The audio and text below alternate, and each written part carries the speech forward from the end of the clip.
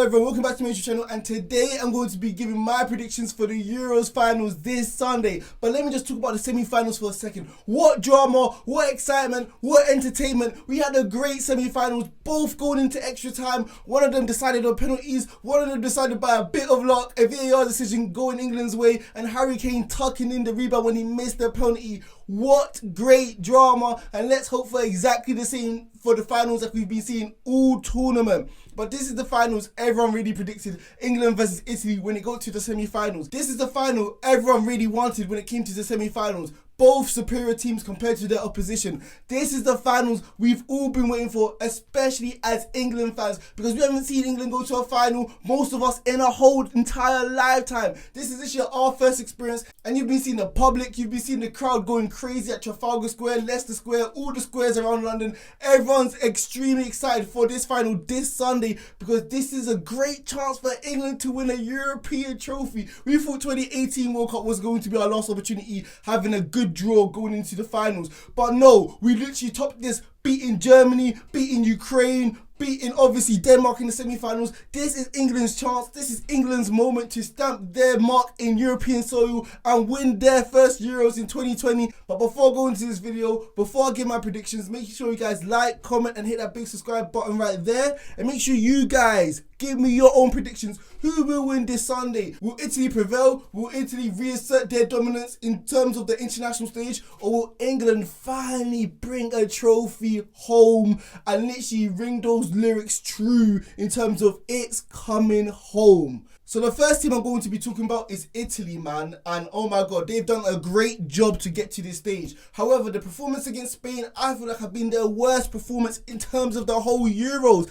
I did not see this coming. I thought they were going to take the game to Spain and absolutely dominate them. But Spain literally ran circles around Italy for like from the 10th minute up until the 90th minute. It really looked like old age pensioners like Bonucci and Chiellini versus quick, young, agile, fast, energetic, young, youthful players like Pedri, also other players like Fernando Torres, literally dominating the game. Like, I honestly didn't see this coming. Every single time Verratti or Jorginho tried to get close to Olmo or Torres, they couldn't. Every single time they tried to apply pressure to them, they'll either get spun, they'll either literally give away a quick foul. They just couldn't get near these Spanish players. So it just proved that if you take the game to Italy, if you have these young, energetic players and take the game to them, they can struggle and they can feel the pressure and they can be made vulnerable. And the thing is, England do have these young, energetic players like Rice and Phillips, but obviously they do not have the ball playing ability like Pedri and Torres and Inemo to glide into pockets of space, pick up the ball, they take tempo. That's not their game. So obviously England are not going to be able to take advantage of this like Spain did against Italy. England are going to be an entirely different game, which I'm going to be getting into later on in this video. Even though England play a completely different style of football compared to Spain, there's one thing Italy must not let happen, which happened in terms of the game against Spain. They gave away so many chances. Obviously people like Inemo, people like Torres, they don't have the literally goal scoring ability like Kane or Sterling etc. have. So Italy cannot concede that many chances like they did, because Spain should have won. Let's be honest, Spain dominated that game. Spain had so many chances. Obviously people like Morata, he did score, but he had other chances he should have buried.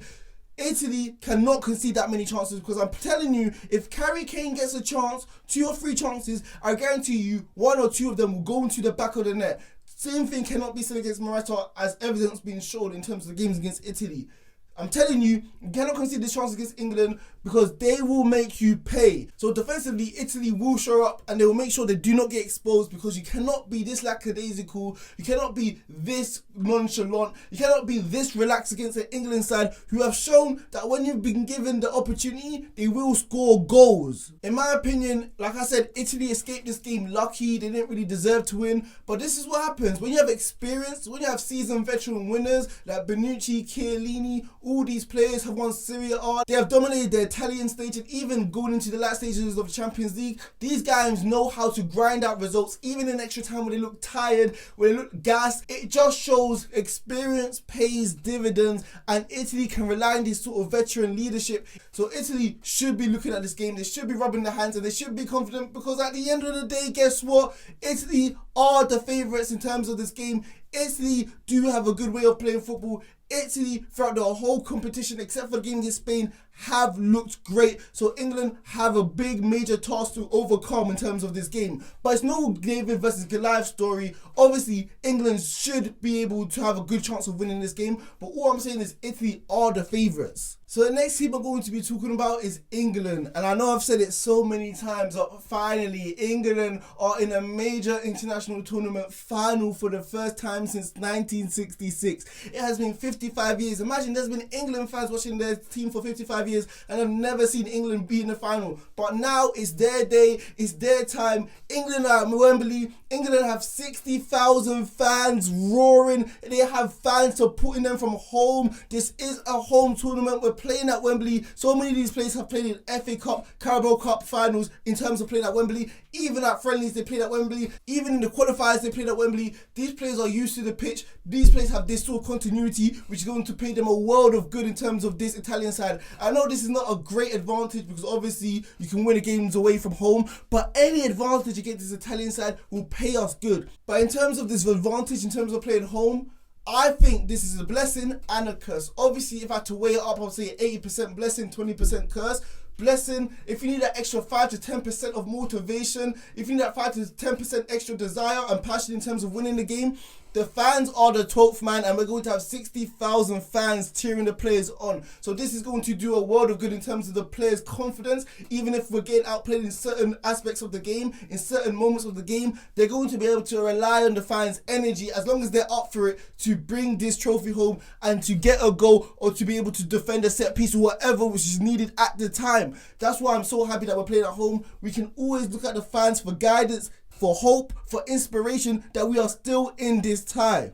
But I slightly feel like I don't know if it's going to be completely great for us because I just don't want the players to play in terms of the occasion. I want us to stick to a game plan Gareth Southgate plays out for us, because if we play for the occasion, we may see our players press on the front foot or do something uncharacteristic and see players like Phillips or Rice pushing and pressure and literally leave our defenders exposed, which we saw against Denmark where Damsgaard and Dolberg had their fun against them in certain moments of the game. So I hope the players stick to a game plan that Gareth Southgate gives to them and doesn't play to the occasion and literally leaves us exposed and literally go end to end and make it a basketball match. Because at the end of the day, if it becomes a basketball match, I think the Italians will like it because defensively they are much stronger and going forward they have been scoring goals as well. But yeah, I just hope this doesn't happen because we all know Chiesa and Insigne, they are danger on the counter-attack and even in open play or even in tight pockets or space, it doesn't matter. These guys know how to finish off goals. So if we give them time and space, in the terms of a basketball match, end to end, England will get punished. So make sure you stick to the Gareth Southgate game plan. Even that means playing in a compact, rigid shape like we do like playing in terms of the whole tournament. Stick to this game plan, have faith, and don't let the occasion cloud your judgment.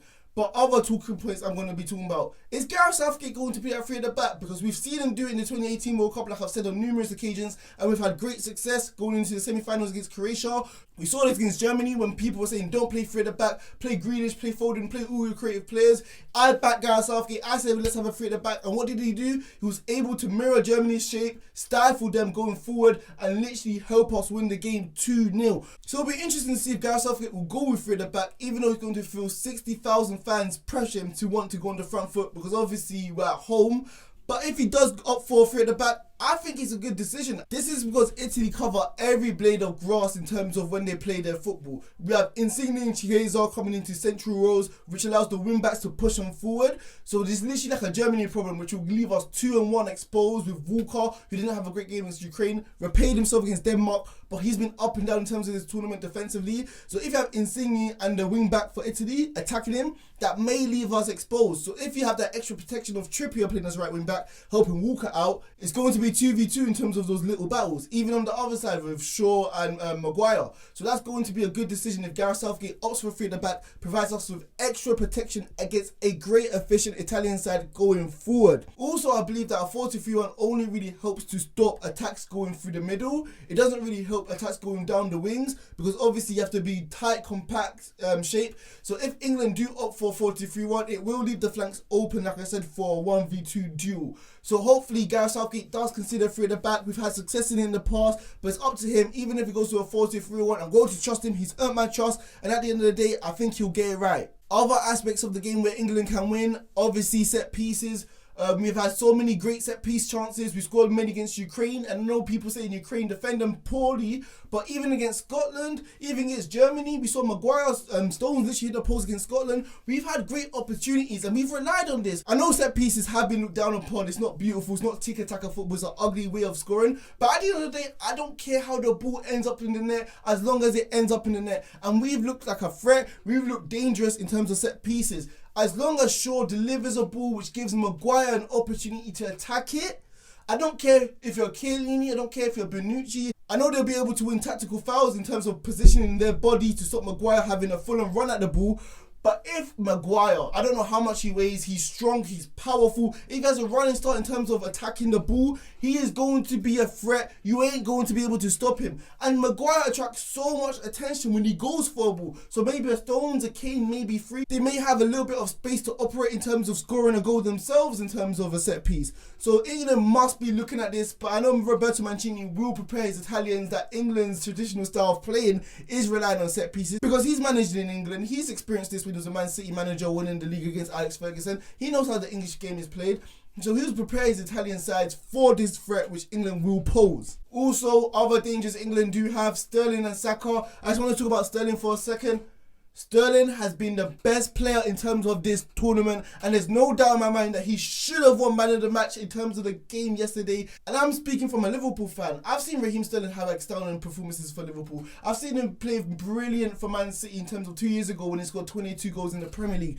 This guy has been phenomenal. But I'm telling you, this game against Denmark, every single time he picked the ball up, his first mode of thought was to attack the defence. It wasn't to lollygag, it wasn't to pass back to the centre-back. It was to think about how he's going to hurt the Denmark centre-backs. He's thinking about how he's going to get past Vestergaard, how he's going to get past Christensen, how he's going to take advantage over these slow defenders, and he literally did it. Even in extra time, man, I thought he was going to be tired, I thought he was going to be physically gassed, but he still took players one-on-one. This guy has been the best player this tournament, and I feel like his performances are still going to be great against Italy, where I think he has a great chance to dominate against the wing-backs, because I've said on numerous occasions the Italian wing-backs can be taken advantage over. So I hope Raheem Sterling starts, I hope Saka starts as well, because these guys cause problems against Denmark, and these guys have an appetite for scoring goals, especially for Raheem Sterling. I know his finish against Denmark was poor, where he should have beat Kasper Schmeichel, and he should have taken advantage from a one-on-one chance against him.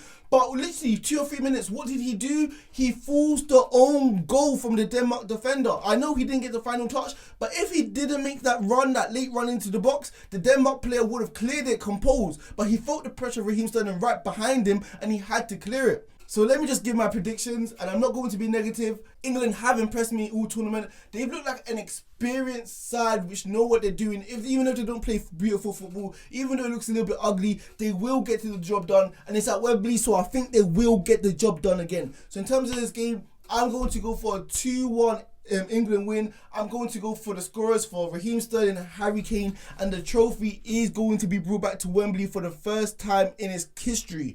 So I'm telling you, I think it's going to be a close game. I think it's going to be tense. I maybe think we might even see extra time. But when those Italians' legs slow down, when they don't have the pace, they don't have the energy to deal with Raheem Sterling and Saka, or even more energetic players like Grealish or Foden who may come on in extra time, I think England will be able to pick them off, and I think England are going to be able to win their first trophy in terms of the Euros.